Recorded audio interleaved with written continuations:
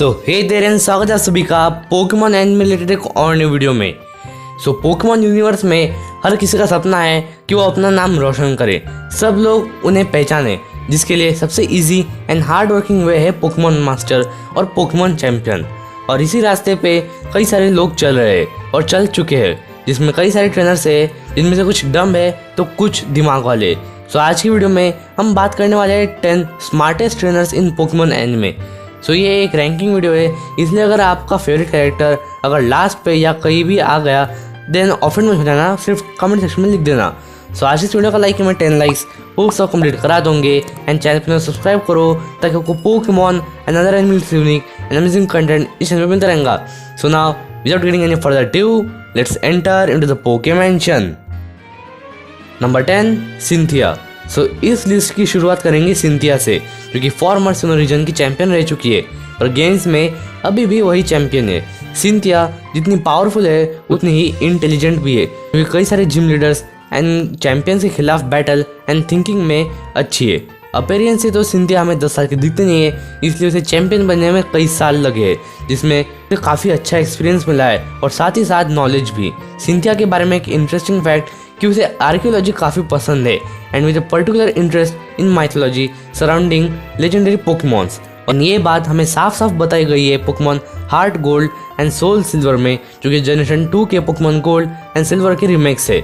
And ruins discover करने में Cynthia को उसका गार्चम्प भी हेल्प करता है, जिससे उसे केस में रहने वाले पोकेमॉन से छुटकारा मिलता है एंड इस तरीके से वो अपनी नॉलेज की जर्नी शुरू रखती है।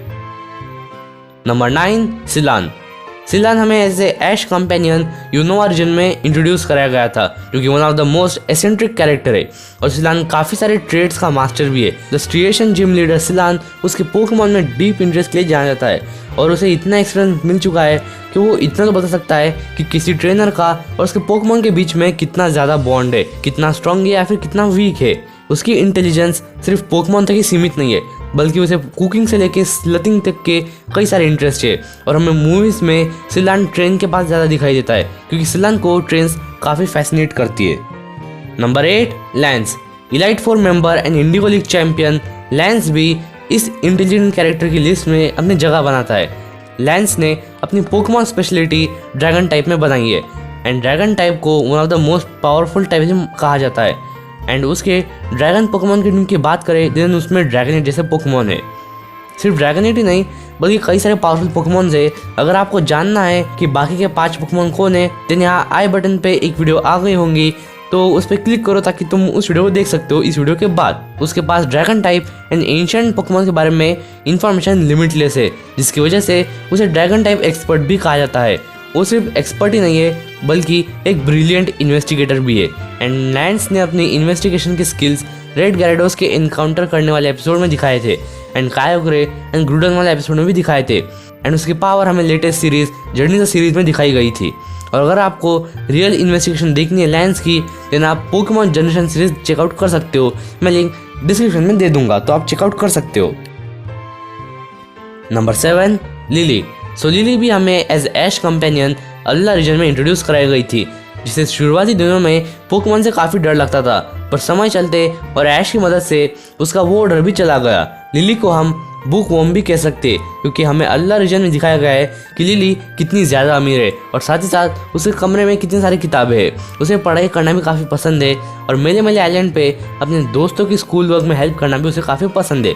जैसे कि मैंने आपको बताया कि लिली को पोकेमॉन से काफ़ी डर लगता था, लेकिन ऐश अल्लाह में आने से पहले जब उसे पोकेमॉन फोबिया था, यानी कि जब उसे डर लगता था, तब उसने काफ़ी सारे साल पोकेमॉन को ऑब्जर्व करने में बिताए थे, जिससे ये बात साफ हो गई कि लिली को पोकेमॉन्स के बारे में काफ़ी डीप नॉलेज है। लिली को हम स्ट्रॉन्गेस्ट ट्रेनर या कॉन्फिडेंट ट्रेनर नहीं कह सकते, पर उसे one of the smartest character मान सकते हैं।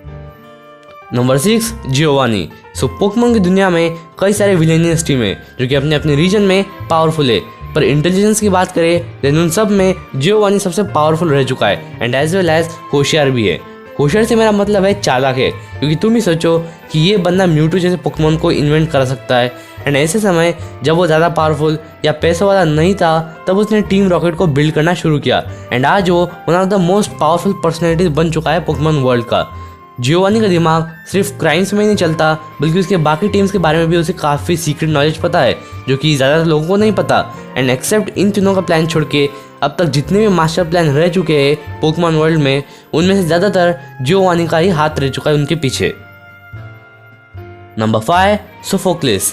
तो सोफोक्लिस ऐश का फेलो स्टूडेंट था पोकेमॉन स्कूल में, जो कि सिचुएटेड है मेरेमले आइलैंड पे, जो कि अल्ला रीजन में, जो कि एक प्राउड साइंटिफिक जीनियस है जिसके पास immense amount of deep love and knowledge है about Pokemon and as well as technology भी, जिसे हमें खुल के Pokemon sun and moon series में दिखाया गया था।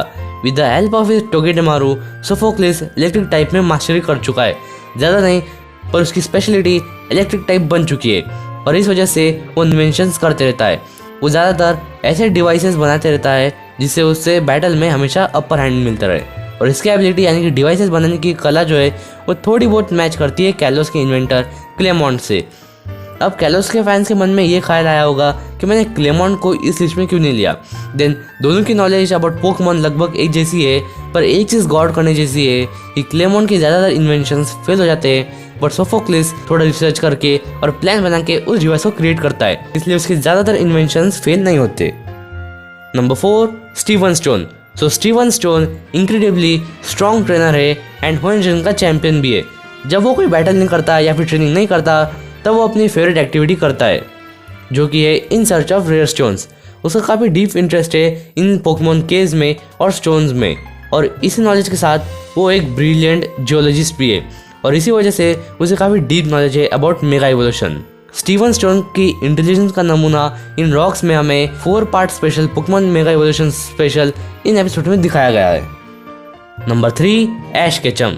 सो नंबर 3 पे बात करेंगे पोकेमॉन एनिमे के प्रोटैगनिस्ट ऐश केचम के बारे में, जिसे पोकेमॉन चैंपियन बनने में टोटल ऑफ 22 ईयर्स लगे, बट टाइम अगेन टाइम ऐश ये प्रूव कर चुका है कि वो एक केयरिंग एंड इंटेलिजेंट कैरेक्टर है when it comes to Pokemon. Ash की इंटेलिजेंस हमें साफ साफ उसके हर बेस्ट बैटल्स में दिखाई गई है, चाहे तो तुम कौन सी भी ऐश की बैटल उठा लो, like Ash versus Tate and Liza, जिसमें ऐश को हर तरफ से डिसएडवांटेज मिल रहा था, पर अपनी गुड नॉलेज एंड एक्सपीरियंस के साथ उसने उस बैटल को भी जीत लिया। या ऐश वर्सेस पॉल इंसिडेंटली की बात कर लो, जिसमें ऐश के इन्फर्नेम को निंजा से काफ़ी डैमेज मिल रहा था, पर ऐश की मदद से उन दोनों ने भी इसे छुटकारा पा लिया था। एंड ऐश अभी भी अपने इंटेलिजेंट दिखाना कम नहीं कर रहा, क्योंकि तुम जर्नी द सीरीज का कोई भी एपिसोड उठा लो, इसमें कई सारे मोमेंट्स आपको मिल जाएंगे जो कि टाइम अगेन टाइम प्रूफ करते हैं कि ऐश अब कैंटो वाला बच्चा नहीं रहा, बल्कि वो अब बैटल्स में मैच्योर बन गया है। Number 2, Brock. एनिमे के अर्ली सीजन्स में हमें ब्रॉक एज ए मेंटर बताया गया है ऐश का, क्योंकि अपने जिम और होम टाउन को छोड़ के जब ब्रॉक ऐश के साथ जर्नी पर निकल गया था, देन उसने ऐश को उसके अर्ली डेज में काफ़ी हेल्प की थी बैटल्स में, एंड उसका character as a big brother दिखाया गया है ऐश के लिए। और इस सब चीज़ों में ब्रॉक का नॉलेज एंड कुकिंग स्किल्स काफ़ी इम्प्रूव होते चले गए। Farmer Pokemon breeder and gym leader Brock अभी पोकेमॉन डॉक्टर बनने की ट्रेनिंग कर रहा है, जो कि सीधे से प्रूव करता है कि वो कितना स्मार्ट है, एंड ट्रेनर्स को बैटल करते देख वो अभी भी एक्सपीरियंस गेन करता है। बस अगर वो लड़कों के पीछे ना घूमता तो शायद वो आज और भी स्मार्ट होता, पर शायद ये प्रॉब्लम अब सॉल्व हो गई होंगी, क्योंकि अब वो ऑफिशियली ओलिविया के साथ रिलेशनशिप में। नंबर 1। सो अब बात करेंगे सबसे smartest character in Pokemon anime. No doubt कि 50+ ईयर्स के एक्सपीरियंस के साथ प्रोफेसर ओक इस लिस्ट पे टॉप करते।